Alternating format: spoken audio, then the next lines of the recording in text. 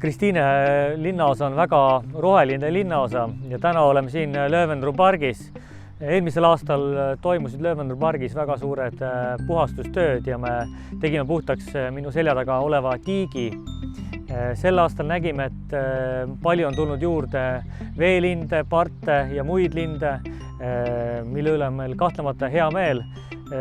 Talgute käigus sai siia üles 25 pesakasti ja mõtlesime, et jätkame oma rohelist suunda ja täna lasime siia tiiki uued kalad, kelle põhiliseks ülesandeks ongi selle tiigi vee korras hoidmine ja tiigi puhastamine. Need on spetsiaalsed kalad, kes ongi selleks mõeldud.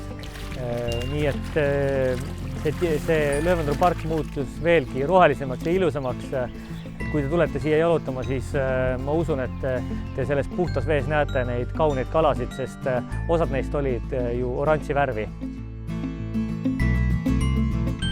Esiteks on siis kuldseinas, kes on dekoratiivkala, millel on ka produktiivsus nii-öelda, et kala siis sööb putukavasseid, ehk siis ka näiteks sääsevasseid ja kõike seda vähendab tiikides sääsepopulatsioone.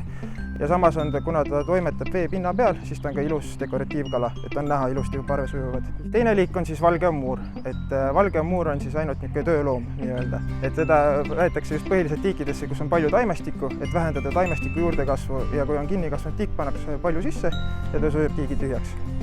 Ja tema meile kahjuks ei paljune, aga tema kasvab kuni 10 aastat ja isegi võib siin suuremad on isegi 4-5-6 kilo. Et need kalad toodi siis siia selle eesmärgiga, et ka ümberkaudsel elanikel oleks ilmailu. Lisaks veel sellele ammuur hoiab seda tiiki puhtana niimoodi, et tegelikult seda ise puhastama ei peagi.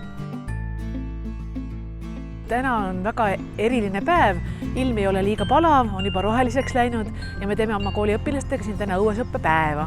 Nii et selles mõttes on väga suurepärane koht, me tulime jala siia, on kõik võimalused, õpilased on siis õpetajate juures, käivad oma tunde tegemas, mis on küll täna natukene lühemad, aga kasutades siis pargi võimalusi ja seda värskes õhus viibimist on meil väga tore päev täna siin.